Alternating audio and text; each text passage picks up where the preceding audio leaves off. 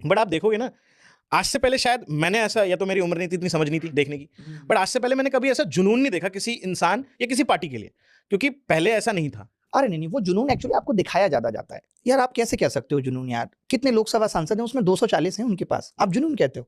कैसे जुनून है? वो क्या है कि नहीं, तो PR पे इतना citizens पैसा खर्च किया जा रहा है। नहीं, सिटीजन में जुनून होता तो फिर से 400 या 500 सीटें आती ना। 400 के बाद 300, 300 के बाद 240। ये बता रहा है कि अब जुनून बहुत कम हो गया है।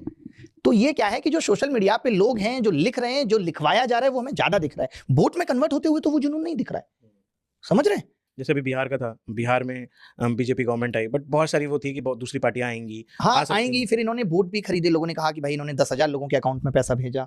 फिर इन्होंने लालू जी के उस जंगल राज को बहुत दिखाया कि फिर से वैसा हो जाएगा, एक डर बनाया लोगों के अंदर। तो उसका इम्पैक्ट था। मतलब बिहार में तो आपने 10,000 लोगों के अकाउंट में डाल दिया, तो वहां के लोग बेचारे नमक हराम तो नहीं है ना, वो सोचते हैं कि सरदार आपका नमक खाया जब वोट डालने जाते हैं। तो वोट अगर आप खरीद रहे हो तो फिर लोकतंत्र में तो इसको लोकतंत्र की जीत या लोकतंत्र में आपकी जीत तो नहीं कहेंगे। अच्छा, एज अ नेशन इंडिया में सर आपको अभी सबसे ज्यादा मेजर कमियां क्या लगती हैं? जो भी एजुकेशन सिस्टम में सबसे ज्यादा कमियां लगती है, जिससे कि ये जुनून लोगों को पता चले। लोग सरकार की अनभक्ति ना करें, लोग सरकार का फैन ना बने, लोग सही गलत में अंतर दिखा पाए, समझा पाए, लोग बाइज्ड ना हो। जैसे आज हमें लगता होगा कि कई सर सारे ये बहुत बायस्ड अच्छे हुए अच्छे क्या? मुझे तो बस आपसे ये जानना है, मैं चाहता हूँ आप लोगों को ये समझाओ, ये बायस्ड लोग हो कैसे गए हैं?